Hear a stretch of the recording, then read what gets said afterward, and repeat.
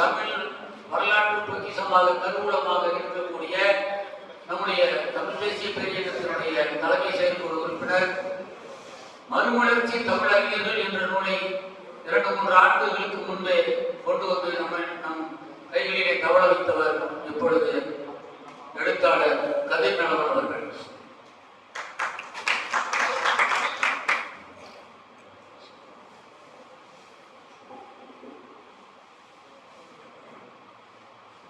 தமிழ்கலை இலக்கிய பேரவை விழிப்போர் இந்தியர் நாளிலே 2 நிகழ்வுகளை ஏற்பாடு செய்திருக்கிறது. இந்த நிகழ்வுக்கு தலைமையேற்கக்கூடிய கவித்தோன் அவர்களே, பாவலர் ராஜா ரகுநாதன் அவர்களே, தமிழ் தேசிய பேரியக்கத்தினுடைய திருச்சி மாநகர செயலாளர் லட்சுமணன் அவர்களே, உங்கள் அனைவருக்கும் என் முதற்கண் வணக்கம். சற்று முன்பு தோழர் தமிழர்களுடைய செயலாளர் சரவணன் அவர்கள் சிறப்பாக ஒரு தீப்பொறி பறந்த மாதிரி இருந்துச்சு. கேட்கும்போது இன்னும் நிறைய நேரம் பேசிக்கலாம் நான் நினைச்சேன். ஆனால் நேரத்தில் அரங்கத்துக்கு தலைமை ஆட்களுக்கு ஒரு நேரத்தை கலைச்சிட்டார். இப்போ நான் புதிதாக சொல்வதற்கு ஒன்றுமில்லை. சில விஷயங்களை மட்டும் நான் பேசிவிட்டு செல்லலாம் இருக்கிறேன். இன்றைக்கு தலைப்பு என்ன தலைப்பு கொடுத்துருக்காங்கன்னா, ஒளிப்போராட்ட வரலாறு மாணவர் எழுச்சிங்கிற தலைப்பு. இப்போதைக்கு நீங்க மாணவர்கள் அப்படின்னு நீங்க பார்த்தீங்கன்னா, இன்னைக்கு இருக்கக்கூடிய மாணவர்கள் சமூக ஊடகங்கள்ல எந்த அளவுக்கு பயணிக்கிறார்கள் என்று சொன்னால், பொழுதுபோக்குகளில் தங்கள் நேரத்தை செலவழிக்கிறார்கள் என்கிற குற்றச்சாட்டு இருக்கின்றது. ஆனால் இதே ஒரு 50 ஆண்டுகளுக்கு முன்பு பார்த்தீங்கன்னு சொன்னால், மாணவர்கள் தான் சமூக விடுதலைக்கான போராட்டத்தை நடத்தி இருக்கின்றார்கள். குறிப்பாக மாணவர்கள் முன்னெடுத்த எந்த போராட்டமும் தோல்வி அடைந்ததாக வரலாறு இல்லை. அதுதான் யதார்த்தமான உண்மை. பங்களாதேஷ் என்ற ஒரு நாடு உங்களுக்கு தெரியும், பாகிஸ்தான் பிரிஞ்சிச்சு. அந்த நாடு விடுதலை அடைந்த பிறகு விடுதலைக்கு முன்பாக மிகப்பெரிய ஒரு போராட்டத்தை நடந்துச்சு. பாகிஸ்தானுடைய உறுதிமொழி ஆதிக்கத்தை எதிர்த்து அந்த வங்க மக்கள் போராடினார்கள். அந்த வங்க மக்களுடைய போராட்டத்தை முன்னின்று நடத்தியவர்கள் மாணவர்கள் தான். நம்ம முஜிபுர் ரஹ்மான் சொல்லலாம், என்ன சொல்லலாம். ஆனால் அந்த டாக்கா பல்கலைக்கழகத்திலே அந்த உறுதிமொழிக்கு எதிராக நடத்திய மாணவர்களுடைய நடத்திய அந்த போராட்டம் தான் இன்னைக்கு பிப்ரவரி 21 உலக தாய்மொழி நாளாக கொண்டாடப்பட்டு வருகிறது. இப்ப நம்ம தோழர்கள் சொன்னாங்க, நம்முடைய மாணவர்கள் இந்தி மொழி போராட்டத்திலே நிறைய ஈகம் பண்ணியிருக்காங்க. ஆனால் நம்முடைய ஈகம் அங்கீகரிக்கப்படவில்லை. ஆனால் வெறுமட்டி எண்ணக்கூடிய அந்த டாக்கா பல்கலைக்கழக மாணவர்கள் உயிர் திறந்த வரலாறு உலகம் முழுக்கும் ஏற்றுக்கொள்ளப்பட்டு அது ஒளிப்போர் உலக தாய்மொழி நாளாக ஏற்றுக்கொள்ளப்பட்டிருக்கிறது என்று சொன்னால், அதன் பொருள் என்ன என்று சொன்னால், நாம் தமிழ்நாடு என்பது ஒரு இறையாண்மை பெற்ற ஒரு தேசமாக இருக்கவில்லை என்பதுதான் பொருள். எந்த ஒரு நாட்டிலும், ஒரு ஜனநாயக நாட்டிலும் அதனுடைய தாய்மொழி என்று சொல்லக்கூடிய அந்த இனத்துடைய மொழி நிர்வாக மொழியாக, ஆட்சி மொழியாக இருக்க வேண்டும். அதுதான் அளவுகோல். ஒரு நாடு இறையாண்மையாக இருக்கிறதா இல்லையா என்று நீங்கள் பரிசோதித்து பார்க்க வேண்டும் என்று சொன்னால், நீங்க மொழியை வச்சு பார்க்கணும். நமக்கு அந்த மொழி உரிமை இருக்கிறதா அப்படின்னு கேட்டால் இன்றைக்கு வரைக்கும் இல்லை என்றுதான் நமக்கு விடை கிடைக்கிறது. கோவிலில் தமிழ் இல்லை, நீதிமன்றத்தில் உயர் நீதிமன்றத்தில் தமிழ் இல்லை, இசையரங்கில் தமிழ் இல்லை, ஆட்சி நிர்வாகத்தில் தமிழ் இல்லை, கல்வியில் தமிழ் இல்லை என்று சொல்கின்றோம். அப்படி என்றால் என்ன பொருள்? நமக்கு இறையாண்மை இல்லை என்ற பொருள். அதைத்தான் இமாம் சரவணன் அவர்கள் இந்த தமிழர் திசைகளில் எது என்ற நூலிலே கோடிட்டு காட்டியிருக்கிறார். அப்படி என்றால் நாம் இறையாண்மை பெறுவதற்கு எதுவெல்லாம் தடையாக இருந்தது காலத்திலே அப்படிங்கிற வரலாற்றை நான் சுருக்கமாக சொல்லி விடைபெறலாம் என்று கருதுகின்றேன். நமக்கு இந்த இந்தி மொழி போராட்டத்தை பற்றி நமக்கு தெரிஞ்சது 38 தெரியும், 65 தெரியும். ஆனால் உண்மையிலே இங்கே ஒரு வரலாறு கற்பிக்கப்பட்டிருக்கிறது, பொய்யான வரலாறு கற்பிக்கப்பட்டிருக்கிறது திராவிட இயக்கத்தினால். நாங்கள் தான் பெரியார் தலைமையிலே திராவிட இயக்கம் தான் அந்த 38 மொழி போரை நடத்தியது. பெரியாரின்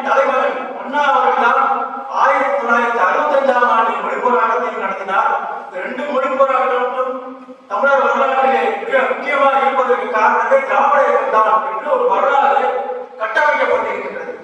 தமிழர்களுக்கு இதான் நம்ம தெரிஞ்சுக்கணும். ஏன்னா இன்னைக்கு நம்ம சமூக ஊடகங்களுக்கு நீங்க நிறைய தெரிஞ்சுக்கலாம். இதெல்லாம் என்னன்னா, இந்தியாவில் இருக்கக்கூடிய தமிழர்கள் குறிப்பாக நம்முடைய வடவேங்கடம் தெற்கு மொழிகள் எல்லை சுருக்கப்பட்ட பொழுது தொடக்கத்திலே நம்முடைய எல்லை இமயமலை இருந்தது. பிற்காலத்திலே கடலோடால் அழைக்கப்பட்ட பிறகு நம்முடைய எல்லை சுருங்கிய பிறகு நாம் தமிழ் என்றும் தமிழ்நாடு என்றும் சொல்கிறோமே சிலப்பதிகாரத்தில் குறிப்பிட்டபடி. ஆனால் அந்த தமிழுக்கு எதிராக இருந்தது எந்த மொழி என்று சொன்னால் சமஸ்கிருதம் தான். நீங்க நமக்கு இருந்து பிரிஞ்ச தெலுங்கு மொழியாகட்டும், கன்னட மொழியாகட்டும், மலையாள மொழியாகட்டும், அங்கெல்லாம் நீங்க சமஸ்கிருதம் இருக்க பார்க்கவே முடியாது. நீங்க கேரளா எடுத்தீங்கன்னா சீர்திருத்தம் பேசிய நாராயணன் சொல்லுவாங்க, ஆனா சமஸ்கிருதத்தை போட்டியவர். ஆனால் தமிழர்கள் ஒருவர் தான் ஆரிய மொழியாக சமஸ்கிருதத்தை எதிர்த்தார்கள். சரி, சமஸ்கிருதத்தை எதிர்த்த தமிழர்கள் ஏன் இந்தியை எதிர்த்தார்கள் என்று நீங்க பார்த்தீங்கன்னு சொன்னா, நாம் முதலாக எப்ப 1899ஆம் ஆண்டு பாம்பன் அணிகளான நீங்கள் கேள்விப்பட்டிருப்பீர்கள். அவர்தான் முதலாக இந்தியை எதிர்த்தவர். உங்களுக்கு ஆச்சரியமா இருக்கும். எனக்கு அன்னைக்கு வெள்ளக்காரே அப்பதான் உள்ள நுழைஞ்சிருக்கான். அவன் இந்தியாங்கிற ஒரு நாட்டை உருவாக்கக்கூடிய ஒரு சூழல் இருக்கிறதுக்கு முன்னாடி எப்படி பாடுகிறார்கள் கேட்கலாம். ஆனால் வடநாட்டாருடைய சூழலை அறிந்து அன்றைக்கு நம்முடைய பாம்பன் அணிகளார் 1899ஆம் ஆண்டு திருப்பாய் என்ற ஒரு நூலை எழுதினார். அதுல அவர் என்ன சொல்றாங்கன்னா, தன் பாடலை நான் நேரம் இல்லாத சுருக்கமா சொல்கிறேன். வடமொழி ஆகிய இந்தி மொழி உள்ளிட்ட ஏனைய மொழிகளை தமிழர்கள் மீது திணிப்பதற்கு முயல்கிறார்கள். அந்த மொழியை திணிப்பதன் மூலமாக நம்முடைய சைவ மதமும் தமிழ் மொழியும் அழிந்து போய்விடும். ஆகவே இந்த வரலாற்றுடைய சுயநலத்திற்கு தமிழர்கள் ஆதரவளிக்க கூடாது என்று நம்முடைய பாம்பன் சாமிகள் அவர்கள் எழுதுகிறார். அவருடைய முக்கியமான நூல் சேர்ந்தல் செந்தமிழ்கிற நூல் 6600 தமிழ் பாடல்கள் உண்டு. அவர் 1929 மறைஞ்சாரு. திருவாரூர் அவருக்கு கோயில் கட்டப்பட்டு இன்றைக்கும் வழிபாடு செய்யப்படுகிறது. அப்ப இந்தி மொழியை எதிர்த்தவர்கள் 10ஆம் நூற்றாண்டு தொடக்கத்திலே தமிழர்கள் தான். அப்ப திரும்ப நம்ம எப்ப இருக்கிறோம்? சைவர்கள் அன்றைக்கு தொடர்ந்து சைவ மதத்தின் ஊடாக தான் அந்த வடமொழி ஆரியத்தை எதிர்த்தார்கள். நீங்க வடக்க பாத்தீங்கன்னா அவன் வேதாந்தமா, நம்ம சித்தாந்தமா, நம்ம அறிவை சிந்தித்து தத்துவத்தை உருவாக்கி கொண்டார்கள் தமிழர்கள் சைவம். ஆனா அவன் வேதாந்த அப்படி கிடையாது. கடவுள் பிராமணனுக்கு கடவுளை கொண்டது, பிராமணன் சொல்றது நீ கேட்கு அப்படிங்கிற பொருள் தான் வேதாந்தத்துக்கு வழக்கம் கொடுப்பான். அப்ப சைவ சித்தாந்தம் தொடர்ந்து தமிழ் மொழியில நிலைத்து இந்த சைவ மதத்துக்காகவும் தமிழ் மொழிக்காகவும் நின்று நீடித்து போராடி கொண்டிருந்த காலகட்டத்தில் தான் ராஜாஜி அவர்கள் 1938 அந்த இந்தி மொழியை பள்ளிக்கூடங்களை கொண்டு வரார். 125 பள்ளிக்கூடங்களை அறிமுகப்படுத்தி நீங்க இந்தி பள்ளின்னு சொல்லும் போதுதான் தமிழர்கள் இந்த போராட்டத்தை முன்னெடுக்கிறார். தெளிவா புரிஞ்சுக்கணும். அவங்க என்ன சொல்றாங்க, பெரியார் தான் இந்த இந்திய எதிர்ப்பு போராட்டத்தை கொண்டு வந்தார்கள் சொல்றாங்க. அது பச்சையான போய். பெரியார் எப்போது கலந்து கொண்டார்? 1937ஆம் ஆண்டு திருக்குமலை திருச்சி என்ற பெயரிலே கியாப்பை விஸ்வநாதன் அவர்கள் ஒருங்கிணைத்த அந்த மாநாட்டிடம் முதல் முறையாக பெரியார் அவர்கள் கலந்து கொண்டார். டிசம்பர் மாதம் நடக்குது 1937ஆம் ஆண்டு. அதற்கு முன்பாக அண்ணா போன்றவர்கள் தமிழர்கள் நடத்திய கூட்டங்களை கலந்துருக்காங்க. முதல்ல எங்க நடந்தது? நம்முடைய திருநெல்வேலியில் இருக்கக்கூடிய தமிழ் தலைவர்கள் போராட்டம் நடந்தாங்க. அதே போல கலந்த தமிழ் சங்கம் அவங்கதான் தொடர்ந்து வைக்கிறாங்க அந்த போராட்டத்தை. நாவலர் சோமசுந்தர பாரதியார், அதே போல கியாப்பை விஸ்வநாதன், மரமலை அடிகளார் போன்ற மாபெரும் தலைவர்கள் முன்னெடுத்த போராட்டத்தில் தான் பெரியார் கலந்து கொண்டார். அப்ப அவருக்கு தெரியாது இப்படி ஒண்ணு இருக்கா சங்கதி. ஏன்னா அவர் பிராமணர்களை எதிர்த்து போராடிட்டு இருந்த காலகட்டத்துல இந்தி மொழி மூலமாக பிராமணர்கள் ஆதிக்கம் அந்த சிந்தனை பெரியாருக்கு வந்ததுக்கு அடிப்படை மூலகாரமே தமிழறிஞர்கள் தான். ஏன்னா தமிழறிஞர்கள் எடுத்த அந்த போராட்டத்திலே பெரியார் பங்கெடுத்து கொண்டு, ஏன்னா அன்றைக்கு பத்திரிகை படம் அவர் தான் இருந்துச்சு. விடுதலைங்கிற பத்திரிகை நடத்திக்கிறாரு, குடியரசுங்கிற பத்திரிகை நடத்திக்கிறாரு. அதன் மூலமா இந்தி போராட்ட செய்திகளை அவர் அறிமுகப்படுத்தி வெளியிடுறாரு. நீங்க சிந்திச்சு பார்க்கணும். பெரியார் கைது செய்யப்பட்டாரு. எதுக்காக கைது செய்யப்பட்டாரு? அவர் என்ன போராடி சிறைக்கு போனாரா? இல்ல. ஏன்னா அவர் விடுதலை பத்திரிகைகளிலும் குடியரசு பத்திரிகையிலும் ராஜாஜி அரசுக்கு எதிராக தமிழர்கள் நடத்திய போராட்டத்தை ஆதரித்து எழுதிய காரணத்தால். அதன் காரணம் ராஜாஜி எதிர்த்தார் உண்மைதான். அவர்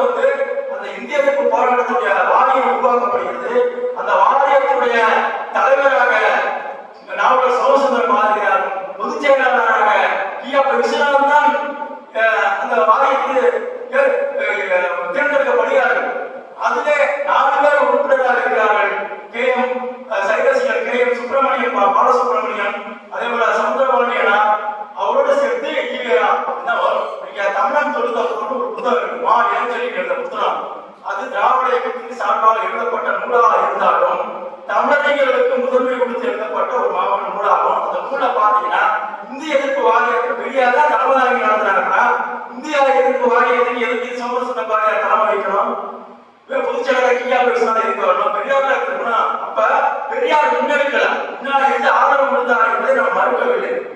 அதனாலதான் நம்ம என்ன சொல்றோம், இந்த வரலாற்று பொழியை வந்து நம்ம திரும்ப திரும்ப சொல்லிட்டு வராங்க. நம்ம ஏன் 38 போராட்டம் நின்று நிறுத்தப்பட்டது இந்த மொழிக்காக தான். தமிழ் மொழி வந்து ஆட்சி மொழியாக வருகின்ற நோக்கத்தை தான். அன்னைக்கு சென்னை மாகாணம் இருந்துச்சு. சென்னை மாகாணத்துல ஆந்திரத்தோட பகுதியும் கர்நாடகத்தோட பகுதியும் கேரளத்தோட சிறு பகுதி எல்லாம் சேர்ந்ததான் சென்னை மாகாணம். அப்ப தமிழர்கள் என்ன யோசிக்கிறாங்கன்னா, நாம் வந்து மொழிவழி மாகாணமாக இருந்தால் தமிழ்நாட்டில் தமிழை நாம் ஆட்சி மொழியாக கொண்டு வரலாம் அப்படிங்கிறது திட்டம். அதற்கு வந்து இந்த சென்னை மாகாணம் தடையாக இருக்கிறது. நமக்கு தமிழர்களுக்கு முன்பே ஆந்திரர்கள் 1920 ஆந்திராவா சபை அமைத்துக் கொண்டு போராடி வருகிறார்கள். விசால ஆந்திரா எங்களுக்கு குழு என்று காங்கிரஸ் கட்சியில் இருக்கக்கூடிய பட்டாபி சீதாராமையா வந்து பல தலைவர்கள், நீதி கட்சியில் இருக்கக்கூடிய பொப்புளி அரசுகள் இருந்து அத்தனை தலைவர்கள் ஆந்திராவா சபையில் உறுப்பினராக இருந்து கொண்டு எங்களுக்கு ஆந்திராவை பிரித்து கொடு அப்படின்னு சொல்லிட்டு அவங்க போராடுறாங்க. நமக்கு தமிழ் தேசிய இன எழுச்சி என்பது 1938 தான் தமிழறிஞர் மூலமாக வருது. அதை ஈவேரா பயன்படுத்திக் கொண்டு சிறைக்கு போகிறார். சிறைக்கு உள்ளே போகும்போது ஒரு சுயமரியாதை இயக்க தலைவராக உள்ளே போகிறார்.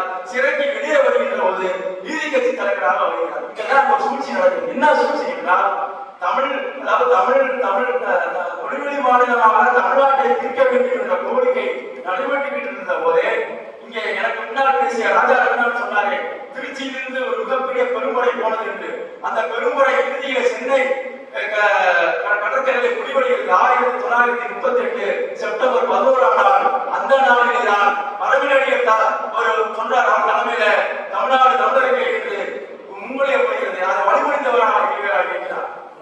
அடுத்த கட்ட வளர்ச்சி தமிழ்நாடு தமிழருக்கு. அப்ப அந்த கோரிக்கை முழுமை பெற்று ஒரு வளர்ச்சி பெற்று ஒரு பிரசவிக்கக்கூடிய ஒரு சூழலிலே ஈவேரா சிறைக்கு போயிட்டு வந்தவர்கள் என்ன சொல்றாங்கன்னா, திராவிட நாடு திராவிடருக்கு இல்லையா. திடீர்னு நேற்று வரைக்கும் தமிழ்நாடு தமிழருக்கு என்ன 6 மாசம் கழிச்சு திராவிட நாடு திராவிடருக்கு கேட்டா அவர் என்ன சொல்றாரு, என்ன வந்து நீதி கட்சிக்காரங்க தலைவராக தேர்ந்தெடுத்துட்டாங்க, குறிப்பா பொப்புளி அரசு முயற்சியில தான் நான் தலைவராக இருக்கேன். ஆனா அதுல இருக்கக்கூடிய பிற மொழியாளர்கள் நாங்க தமிழர்கள் நாங்க எங்க போறோம்னு கேட்டாங்க. அதனால நான் திராவிட நாடு திராவிடன்னு சொல்றாரு. சரி, நீங்க வந்து எந்த எதுக்காக சொல்றீங்க? ஆந்திராவில் ஏற்கனவே மொழிவழி மாகாணம் என்று போராடி இருக்காங்க. நீங்க என்ன சொல்றீங்க? அவங்களுக்கு சேர்த்து கேட்கிறீங்க. சரி, நீ கேட்கறது நான் திராவிட நாடு திராவிடக்கு என்று சொன்னால் நீங்க எங்க போய் மறுமுறை பண்ணணும்? ஆந்திராவுக்கு போயிருக்கணும், கர்நாடகாவுக்கு போயிருக்கணும், கேரளாவுக்கு போயிருக்கணும். ஆனால் இங்கேதான் இந்த கருத்தை தமிழ்நாட்டை தாண்டி போகலாம். நான் சொன்னேன் 38 நடந்த இந்தியாவுக்கு போராட்டம் 125 பள்ளிகள்ல அறிமுகப்படுத்தப்படுது. இதுல கிட்டத்தட்ட தமிழ்நாட்டுல மட்டும் 78 பள்ளிகள்ல, ஆந்திராவில் 60 பள்ளிகள்ல 60 பள்ளிகள்ல இந்தியாவுக்கு திணிக்கப்படுகின்ற போது ஒரு ஆந்திராக்காரங்க குரல் கொடுக்கல. நீதி கட்சியில் இருந்த சில தலைவர்கள் பேசினாங்க, நாங்க இங்கே இருக்கிறோம்னு சொன்னாங்க. பொப்புளி அரசு லண்டனுக்கு ஓடி போயிருக்காரு, திரும்பி வந்து தமிழ்நாட்டில் தான் வேண்டுகோள் கொடுக்குறாங்க இந்திய எதிர்ப்பை கைவிடுங்கன்னு சொல்லி. ஆனா ஆந்திரா பகுதியிலே ஆந்திர தலைவர்கள் பொப்புளி அரசோ மற்ற தலைவர்களோ யாரும் இந்திய எதிர்ப்பு பிரச்சனை ஈடுபடல. அப்ப அவங்களுக்கு கேட்பா என்னன்னா, இந்திய மொழி என்பது அவர்களுடைய சமஸ்கிருத திணிப்பாக உருவான மொழி. இப்ப தெலுங்கு மொழியோ கன்னட மொழியோ எல்லாமே சமஸ்கிருத ஆரிய மொழியாகிய அந்த மொழி கலப்பால் உருவான மொழிகள். அதிலிருந்து உருவான மொழி தான் இந்தி. அப்ப அது நம்முடைய ரத்த குருதி மொழியாக தான் ஆந்திரர்கள், கன்னடர்கள், மலையாளர்கள் பார்த்தார்கள். தமிழர்கள் ஒருவர் தான் நமக்கு எதிரான மொழி சமஸ்கிருதம், தமிழுக்கும் அதற்கு சம்பந்தம் என்று தொடர்ந்து குரல் கொடுத்தார்கள். நீங்க அதுதான் பெரியார் அங்க திராவிட நாடு திராவிடர்களே என்று சொல்லியது பிறகு முதல் மொழி போராட்டத்திலே நாம் தோற்று போய்விட்டோம். அதான் உண்மை. இப்ப திருவோணம் எப்ப எழுதிக்கிறோம்? 1947ஆம் ஆண்டு இந்திய விடுதலைக்கு முன்பாக பாப்போ சிவஞானம் அவர்கள், கியாபி விஸ்வநாதன் போன்ற தலைவர்கள் தான் தமிழர்களுக்கு ஒரு இயக்கத்தை ஆரம்பிப்போம் என்று சொல்லிதான் அவங்க உருவாக்குறாங்க. தமிழர் கழகம் என்று கியாபி விஸ்வநாதன் உருவாக்குறாரு. பாப்போ சிவஞானம் காங்கிரஸ் கட்சிக்காரர். அவர் காங்கிரஸ் கட்சிக்குள்ளே எதிர்ப்பு கடுமையாக இருந்த காரணத்தால் வெளியேறாமலே தமிழரசு கழகம் என்ற பெயரில் இயக்கத்தை நடந்தார். பெரியார் திராவிட நாடு திராவிடத்தை கேட்டுட்டு வர்றார். ஆனால் அவர் என்ன சொல்றாரு, மொழிவழி மாகாணத்தை கேட்கக்கூடாது, நீங்கள் மொழிவழி மாகாண உரிமை என்பது திராவிட மக்களின் ஒற்றுமைக்கு எதிரானது, இது வந்து மித்திரகாலம் பார்க்கக்கூடியது அப்படி சொல்லி பெரியார் அவர்கள் சொல்றாரு. மொழிவழி மாநில கட்சி ஈடுபடாதீர்கள் என்று சொல்றாரு. மொழிவழி மாநிலம் பேசுவோம், தமிழ் மாநிலம் வேண்டும் அனைவருமே மித்திராக கருதாரி என்று விடுதலையிலே தலைப்பட செய்து வராங்க. கிடைச்சிருச்சு விடுதலை. நீங்க ஊடகங்களை பாத்தீங்கன்னா தெரியும், அத்தனை செய்தியை தாண்ட தமிழ் மொழியில் மாகாணம் போகிறவர் அனைவரும் மித்திராக கருதாரிகள் அப்படின்னு திருப்பி பதிலடி கொடுக்குறாரு.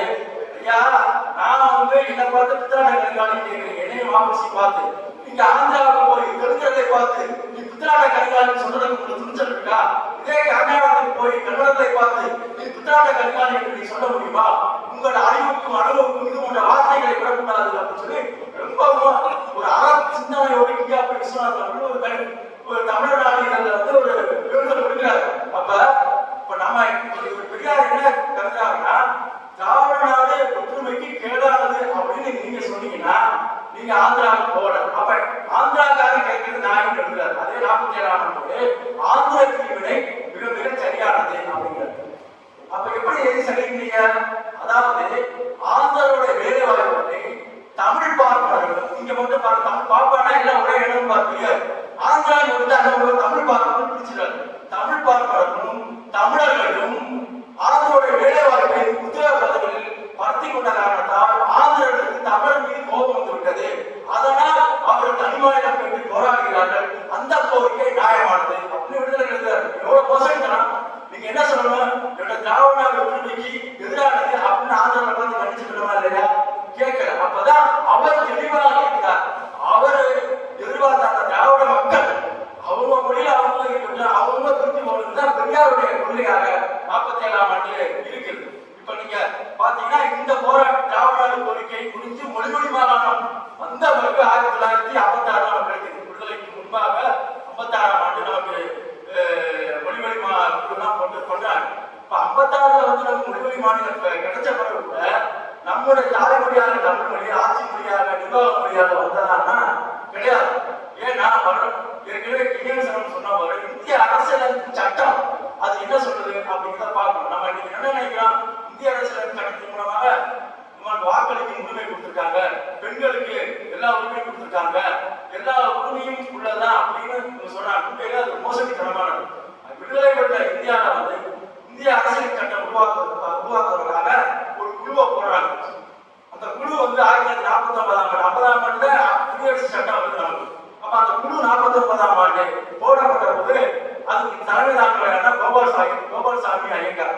அந்த ஐயங்கார் என்ன பண்றாரு? இந்தியாவின் விடுதலை பெற்ற இந்தியாவின் ஆட்சி மொழியாக ஹிந்தி தான் இருக்கிறது ஒரு முன்மொழிகிறார். அதை வந்து ஓட்டெடுப்பு விடுறாங்க. ஓட்டெடுப்புல பாத்தீங்கன்னா நம்ம வந்து தெளிவா இருக்கலாம். தமிழர்களை பொறுத்த வரைக்கும் ஹிந்தி வரக்கூடாதுன்னு சொல்லி தெளிவா நம்ம பிரதிநிதிகள் போய் பேசுறாங்க. மற்ற மாநில பிரதிநிதிகள் வந்து ஆங்கிலத்துக்கு ஆதரவா பேசுறாங்க. ஓட்டெடுப்புல பாத்தீங்கன்னா 78 ஓட்டுகள் வந்து இந்திக்கு ஆதரவா, 77 ஓட்டுகள் வந்து இந்திக்கு எதிராக. ஒரே ஒரு வாக்கு வித்தியாசத்துல ஹிந்தி மொழி வந்து இந்தியாவோட ஆட்சி மொழியா அறிவிக்கப்படுது. நம்ம வாக்குரிமை பத்தி பேசுறோம். ஜனநாயக இந்தியாவுக்கு வந்து ஒரு தேசிய இனங்களின் ஒரு கூட்டரசாக உருவாக்கப்பட வேண்டும்.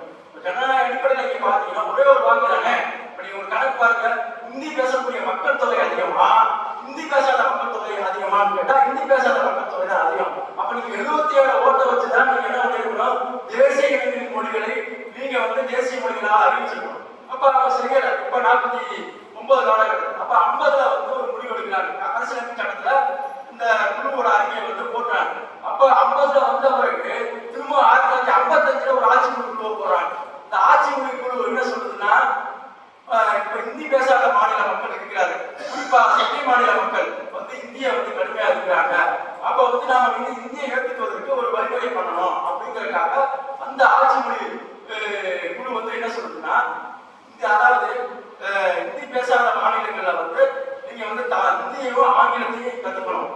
அதாவது மும்மொழிக்குள்ள நான் தமிழையும் கத்துக்கணும், ஹிந்தியும் கத்துக்கணும், ஆங்கிலத்தையும் கத்துக்கணும். அப்ப ஹிந்தி பேசக்கூடிய மாநிலங்களுக்கு அதுல வந்து பொருந்தாது அப்படின்னு சொல்லி இந்த ஆட்சி மொழி குழு வந்து பரிந்துரை பண்ணுது.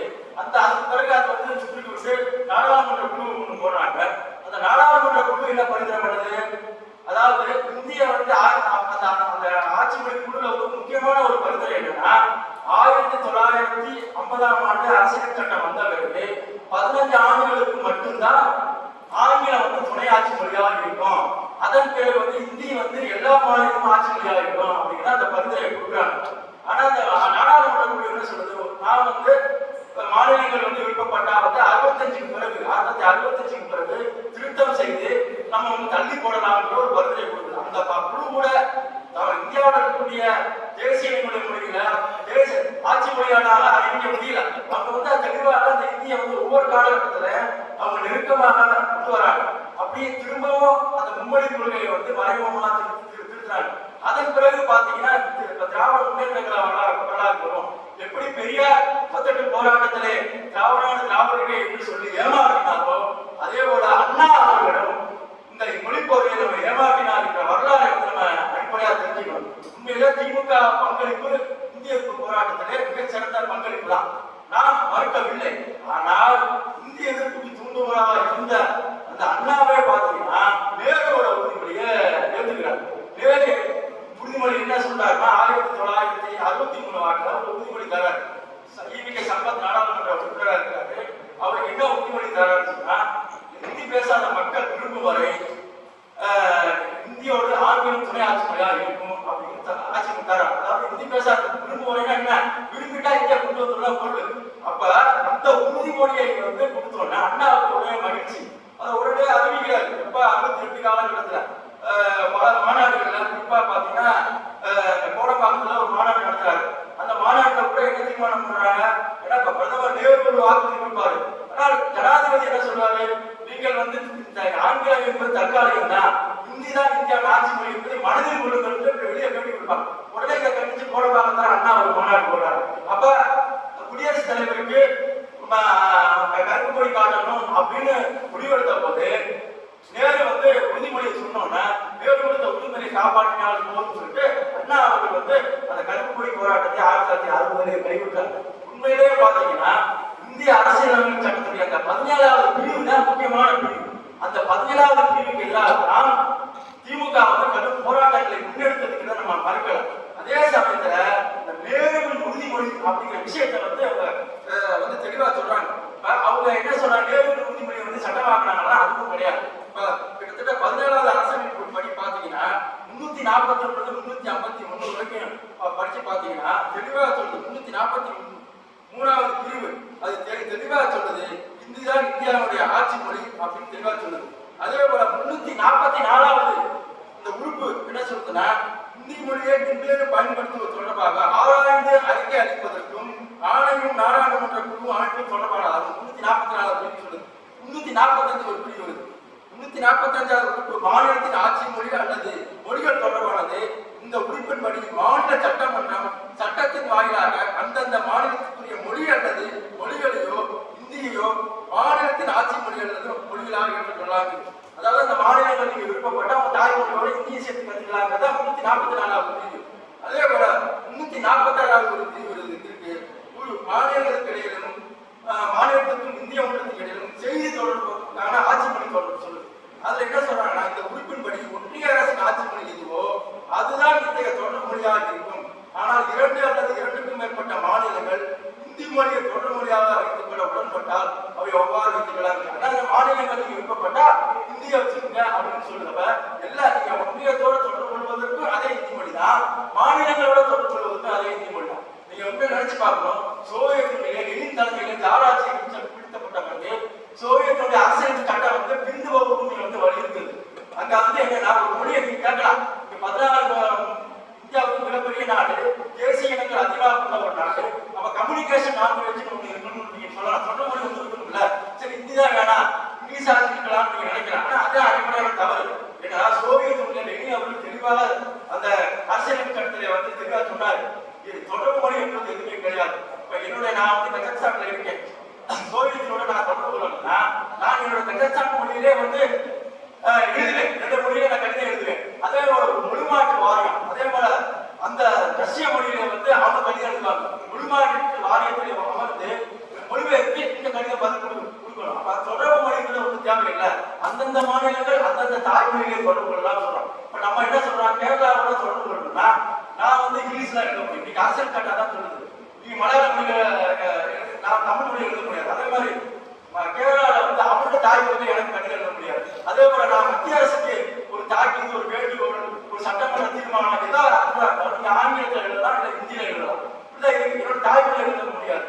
ஒரு முறை கூட லாலு பிரசாத் யாதவ் அழகா சொன்னார், நான் என்னுடைய ஹிந்தி மொழியில உங்களுக்கு தமிழ்நாட்டுக்கு கர்நாடக ஆட்சி காலத்தில் சொன்னார், எனக்கு நல்ல கனவு இருக்கு, உங்களுக்கு நான் என்னுடைய கடிதங்களை எல்லாம் ஹிந்தி மொழியில அனுப்புறேன், நீங்க உங்க தாய்மொழியில அனுபவம் சொன்னது உடனே கருணாநிதி புத்தளிச்சார். அந்த போய் தாய்மொழியில எழுத சொல்றீங்க, இங்கிலீஷ்லாம் எழுதுறேன் அப்படின்னு கருணாநிதி எனக்கு பேசுவாங்க. அப்ப உங்களோட கொள்கை என்பது திமுகவோட கொள்கை என்பது English Hindi never English never, அதாவது ஹிந்தி வேண்டாம் ஆங்கிலம் வேண்டும் அப்படிங்கிறதான் அவங்களுடைய கொள்கை. இதுதான் ராஜாஜியோட கொள்கை. 38ல எந்த ராஜாஜி ஹிந்தியை திணிச்சாரோ அதே ராஜாஜி 65 மொழி போராட்டத்தை கலந்துட்டாரு. அவர் கொள்கை அதுதான், Hindi never English never, Hindi வேண்டாம் இங்கிலீஷ் வேண்டும், இதுதான் அவர் கொள்கை. இப்ப திமுகவோட கொள்கை என்னன்னா நீங்க புரிஞ்சு பார்க்கணும். வேறு உறுதிமொழி என்ன சொல்லுது, இந்தியை அந்த மக்கள் விரும்புகின்றவரை துணையாட்சி மொழியாக ஆங்கில நீதிமன்றம் அண்ணாமலை பிடிச்சு போகுது. அப்ப அதான் காரணம். அவங்கள பொறுத்தவரைக்கும் என்னன்னா தமிழை ஒரு கேடயமாக பயன்படுத்தி கொண்டார்கள் என்று சொல்லலாம். தமிழை நீதிமன்ற மொழியாக நிர்வாக மொழியாக மத்தியிலே ஒரு தேசிய மொழியாக 14 மொழிகள் சொல்றாங்க. இந்த 14 மொழிகளின் ஆட்சி மொழியாக போராடுவதற்கு திமுக தயாராக இல்லை. நம்ம கொள்கை இருமொழி கொள்கை தான், அதுதான் அடிப்படை. இருமொழி அதான் மும்மொழி கொள்கை மோசடி கொள்கை, இருமொழி கொள்கை ஏமாற்று கொள்கை, ஒருமொழி கொள்கை உண்மை கொள்கை என்று சொல்றதுக்கு அடிப்படை காரணமே தமிழ் தேசியத்தின் அடிப்படை காரணம் சொல்லக்கூடியது ஒண்ணுதான். ஏன்னா இவர்கள் வசதியாக தமிழ் மொழியோட நிலையை பற்றி நம்ம எல்லாரும் பேசிட்டோம். ஆனா இன்னைக்கு தமிழ் மொழி இன்னைக்கு வரைக்கும் ஏன் ஆட்சி மொழியாக மாறணும்னா இந்த நேரு உறுதிமொழியை நம்புறாங்க. இந்த நேரு உறுதிமொழியை ஆங்கிலம் தூண்டிலை போட்டு மற்ற தேசிய இன மொழிகளை விழுத்தக்கூடிய ஒரு தந்திரத்துக்கு தான் இந்த நேருடைய மோசடி கொள்கை அண்ணாமலை ஏற்றிருக்காரு. 1960ஆம் ஆண்டே நீங்க என்ன சொல்றீங்கன்னா நேரு உறுதிமொழியை எதிர்த்து போராடிட்டா மாணவர்கள் போராடி போர்க்களத்துக்கு வந்திருப்பாங்க. முடிஞ்ச அளவுக்கு அண்ணாமலை தள்ளி போடுறாரு. நேரு உறுதிமொழியை காப்பாத்துக்க தள்ளி போறாரு. வேற வழி இல்லாம தான் 1965ஆம் ஆண்டு ஆட்சி மொழி ஹிந்தி வரப்போகிறது என்பதை அறிந்த மாணவர்கள் போராடினார். எல்லாம் தெளிவா தெரிஞ்சுக்கணும்.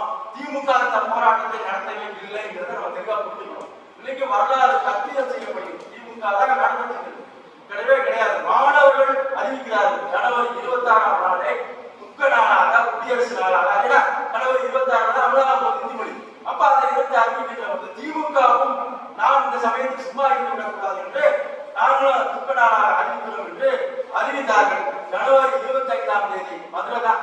இப்ப நீங்க ஜங்ஷன் போராட்டத்துக்கும் மதுரை தான். அதுக்காக நான் திருச்சி அப்படின்னு நீங்க நினைக்கக்கூடாது. மதுரையில தான் ஹிந்தி எதிர்ப்பு போராட்டத்தை தொடக்கம் பண்ணது கேரள இலக்குனார் அவர்கள் தான் மாணவர்களுக்கு இந்தியை ஏன் நாம் எதிர்க்க வேண்டும், இந்தியை நாம் அனுமதித்தால் தமிழ் மொழி அழிந்து விடுகிற வரலாற்று செய்திகளை ஒவ்வொரு நாளும் தியாகராஜ கல்லூரியிலே பாடம் நடத்தி யோசிக்க இலக்குனார் அவர்கள். அவர் மாதிரி ஒரு திறமையான அவர் தமிழ் ஆட்சிப்படி சட்டத்தை கொண்டு வருவதற்கு நடவடிக்கை போனார். இந்தியை நடவடிக்கை போனார்.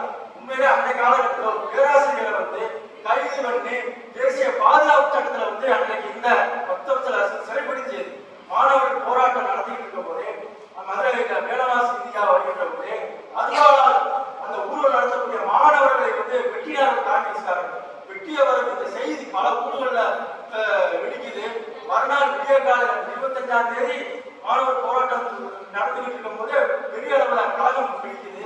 அந்த 26ஆம் தேதி கோடம்பாக்கம் சிவலிங்கத்தோட மரணம் எல்லாரும் தெரிஞ்சவருக்கு ஜனவரி 26ஆம் நாள் உண்மையிலே பார்த்தா தமிழ்நாடு முழுக்க கருப்பு நாளாக அனுசரிக்கப்பட்டது.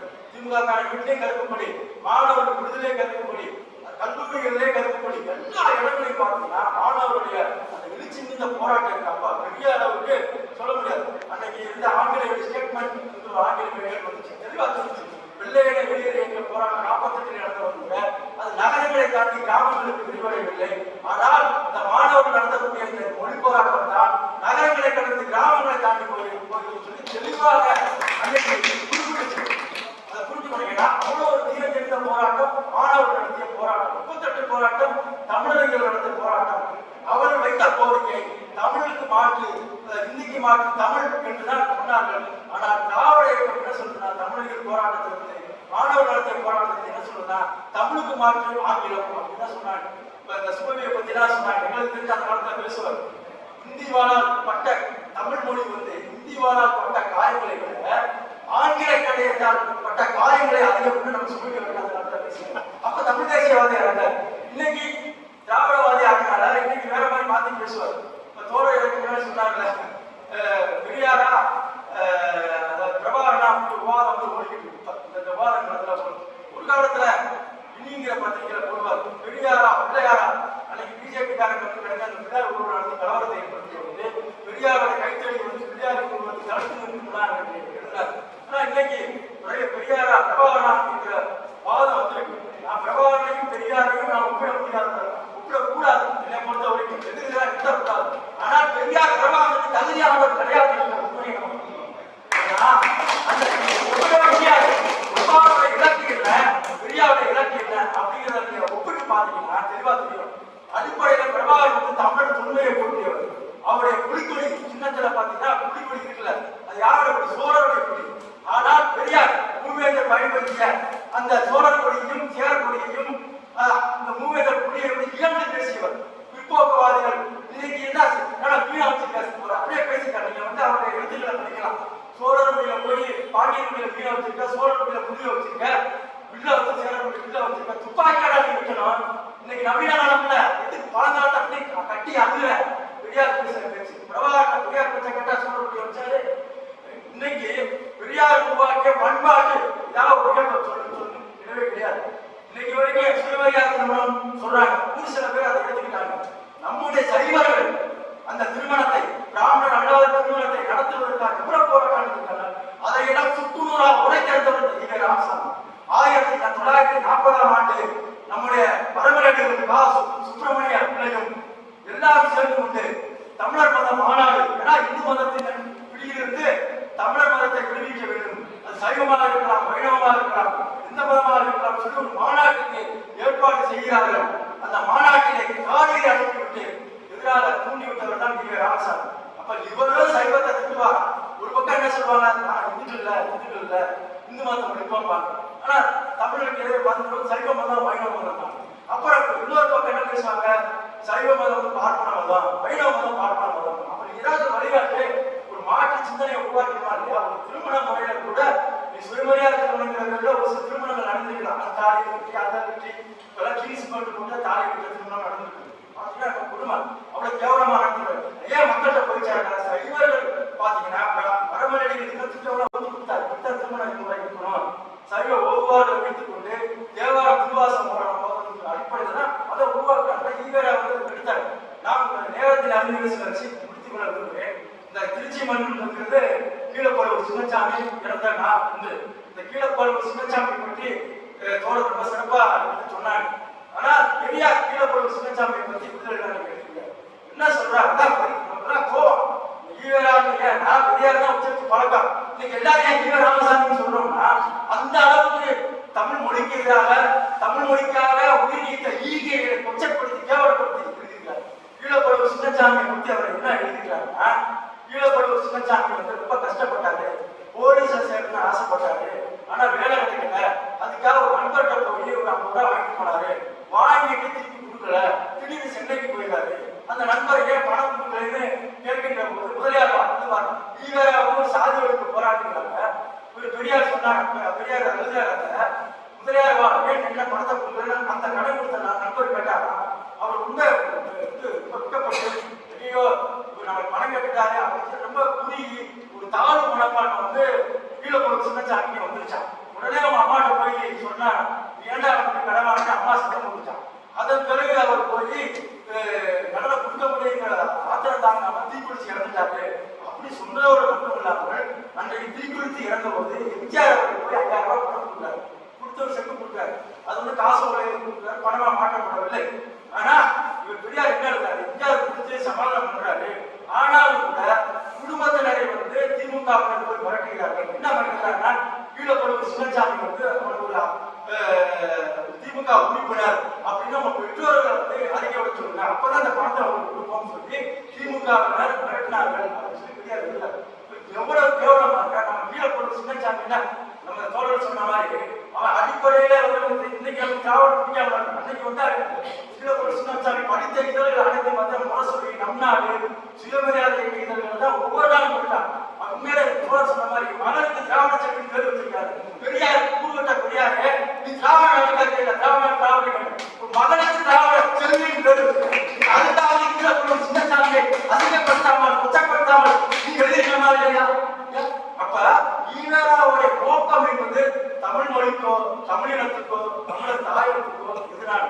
அவர் தமிழ்நாடு தமிழருக்கே என்று கேட்டால் நான் கேட்கிற தேசிய இன மொழி அடிப்படையில் பெரியார் தமிழ்நாடு தமிழருக்கு கேட்டார். மொழியில் தான் வீட்டு மொழியாகணும், ஆட்சி மொழியாகணும் பேசுறாரு. இனம் வந்தா திராவிட இனம் சொல்றாரு. தாயகம் வந்தா எனக்கு தாயகத்தை பத்தி கவலை இல்லை, கன்னியாகுமரி அளவுக்கு சிறு நிலப்பகுதி கிடைச்சா போகும்னு சொல்லிட்டா இந்த மூணு தேசியத்துக்கு அடிப்படை கூடுதே மூணு தானே, மொழி இனம் தாயகம். இந்த மொழி இனம் தாயகம் பத்தி எவனுக்கா தாயகத்தை வாங்க போற, தமிழ்நாட்டுல வாங்க போற ஒண்ணும் கிடையாதுல்ல. என்ன எழுதுனா நேரு ஆதரிச்சு பூஜா தூக்குனாங்க. 65 மொழி போராட்டத்துக்கு பிறகு நேருவின் சோசியலிசம் உயர்ந்தது. சோசியலிச கட்சி காங்கிரஸ் கட்சின்னு ஊரா பிரச்சாரம் பண்ணாரு. எதிர்த்த கட்சி காங்கிரஸ் கட்சி சோசியலிஸ்ட் கட்சி. 67ல அண்ணா ஆட்சிக்கு வராரு. அந்த காலகட்டத்துல பீமன்மொழி பண்ணுறாங்க. அன்னைக்கு பெரியார் பேசின சோசியலிசம் பேசிய அந்த காங்கிரஸ் கட்சின்னா மூப்பனார் இருந்தாங்க, கண்ணையார்கள் இருந்தாங்க, எல்லா இளவு பயில இருந்தாங்க. பாபு சர்மா இழப்பு நலவுறவுகள் எல்லா பேர் காமராஜர் சுத்தி ஏழை பொருளாதார காமராஜர் இருப்பாங்க. ஆனா அவரை சுத்தி இருக்கிற பண்ணையார் இருந்தாங்க. இதுதான் வரலாறு. பொய்யான வரலாறை காங்கிரஸ் கட்சிக்காக ஓட்டி கேட்டு பொய்யான வரலாற்றை உருவாக்கி இவர் தமிழ்நாடுகளுக்காக பாடுபட்டாங்கன்னா அந்த மாதிரி ஒரு சுத்த மோசடித்தனம் எதுவும் இருக்க முடியாது. இன்றைக்கு மாணவர்கள் இன்றைக்கு நான் நேரம் கிடைச்சா நான் மணிக்கணக்காக பேச முடியும். நான் சொல்லக்கூடிய விஷயம் என்னன்னா, இந்த மொழிபோர் வரலாற்றை தமிழ் தேசிய மக்கள் நீங்க அணுகணும். திராவிட இயக்கங்கள் கற்பித்தனமோ புத்தகத்தில் நீங்க அணுகக்கூடாது. திராவிட இயக்கம் பிராந்திய எதிர்ப்புல தான் அணுகும். நாம் அப்படி அணுகக்கூடாது. ஒரு தேசிய இனத்துடைய வரையறை சொன்ன மாதிரி ஒரு வரலாற்று அடிப்படையில் வாழக்கூடிய ஒரு மறுபடி மொழியை தாய்மொழியாக கொண்ட மக்களை கொண்ட ஒரு சமூக அமைப்பு தான் அந்த தேசிய இனம் இருக்கிறது. இது லெனின் காலத்திலிருந்து உலகத்தில் இருக்கக்கூடிய அத்தனை போராட்டங்களும் அப்படித்தான் தேசிய வழி அடிப்படையில் தான் உருவாகிட்டு இன்னைக்கு பல்வேறு போராட்டங்களும் அந்த அடிப்படையில் தான் நடந்துகிட்டு இருக்கு. அதை உணர்ந்து கொண்டு இன்றைக்கு மாணவர் சமூகம் தமிழ் இருந்து வரும் தமிழ் தேசிய எழுச்சிக்கு ஆதரவாக உறுதுணையாக இருந்து தமிழ் தேசிய இனத்திற்கான இறையாண்மை மீட்டெடுக்க உறுதி கூறுங்கள் என்று கேட்டுக்கொண்டு வாய்ப்பளித்த தோழர்களுக்கு நன்றி.